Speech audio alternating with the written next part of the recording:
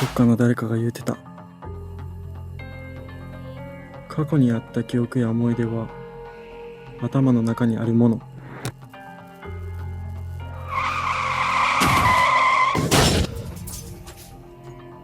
これから起こる予想外の未来は体の外にあるもの。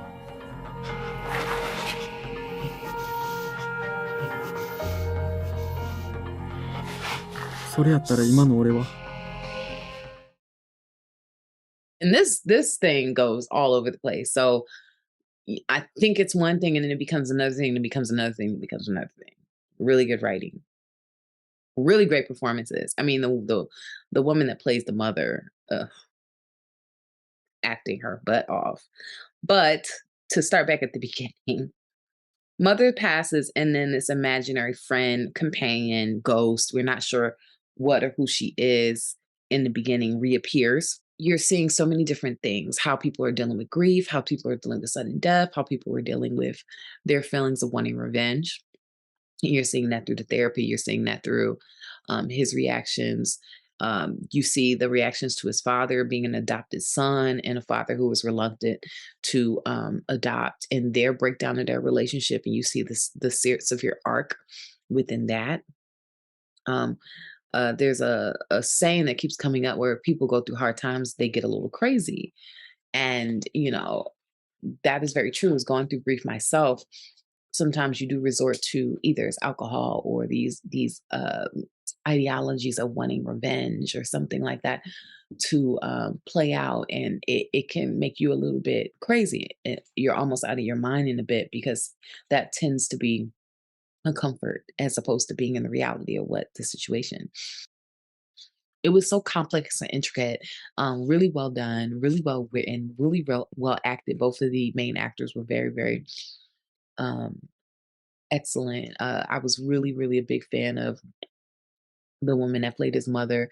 She just had so many levels of intensity and a scary, sinister aspect to her. And at the same time, this soft, subtle, childlike aspect to her. She just had so much. And Shinya too, he also had to play into this mental instability, and I thought he did that very well, but I left feeling like, okay, everything's going to be okay, which was a good feeling. Right from the top, I thought that fisheye lens brought out that perfect feeling of discomfort and alienation. It felt like the character was observing while still being separate from the action, but also being observed. And it really played into a lot of the psychological, the questionings, the dissolving of ego and id throughout the idea of being watched and participating with an imaginary friend almost. Great level of tension and distortion of reality throughout that was really aided by the quicker pace, but the ability to really sink into those feelings um, of uncomfortability when needed as well. And it really felt like a split in a person when a traumatic affront happens. It took you on such a journey. There was so many things happening, and this character was learning so much about himself, and you see all of these different um, stages of grief playing out, and how devastating that can be, and the things that can happen to your mind when it's trying to process all of this. And it's almost um, a type of psychosis. And we get to go along with this journey and see him trying to answer a lot of questions that he has and uncover and peel back certain layers. Um, I thought it was really interesting that, he had his mother as this kind of shadow person that would show up at different times. And I thought that she just did such an incredible job. And yeah, just it was really creative. It was really original, and I thought that the dynamic between them was really interesting, and just the performances were incredible.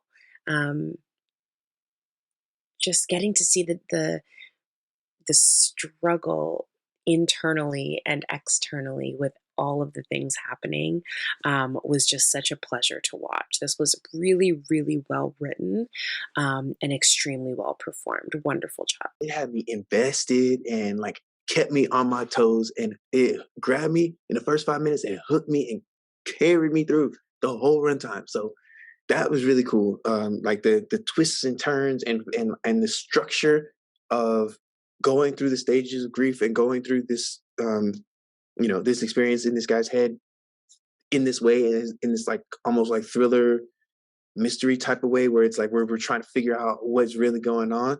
I think that was a really strong way to structure the story overall. Also, I really like the cinematography choices of like how they use the way that they use the camera, the different lenses and all of this stuff to like signify different things, and like between when like the imaginary girl was there and wasn't there, and like what she could do and what she couldn't do, and like all the stuff, and the way that Shinya sees different things in different times. I think the way they use the camera was really strong in here also. And yeah, overall it was really, really, really well written, really well directed. It had me gripped in its clutches for the whole runtime. I really loved the way that it was structured. I thought that worked really well with the slow build up, giving us little breadcrumbs of the truth throughout and letting us figure things out for ourselves. I love when movies do that, and so that worked really great here. And the reveal at the end was really satisfying, shocking, and then also a great breakthrough and end to that build up. I also thought that the use of the fisheye lens was used really in a really cool way, to show that he was suppressing one side of himself, and so that he was sort of suffocated in this one perspective without his, alter ego self. And then at the end, when he actually chooses to accept that part of himself, we go back to the full screen, which I thought was cool. And also throughout, we go back to the full screen when she's in the picture. But so I thought that worked really well. I thought the acting in this was amazing. You could just feel the pain, especially being a film surrounding grief. Acting, of course, is really important, and everyone pulled out their best in this. It's a psychological thriller, and it's got a lot of twists and turns. And I am not going to do it justice. You really need to see it. And I recommend it highly, in part because the film has won many awards. It has been toasted and praised throughout the independent film circuit. Now, dissociating vulnerability is kind of a psychological term. And I looked it up, and it's a little unclear, but it has to deal with multiple personalities, with apparitions, seeing things, and it's cases where the personality starts to stand outside itself. Now, these psychological terms need to be explained, and explaining them through art is a long tradition.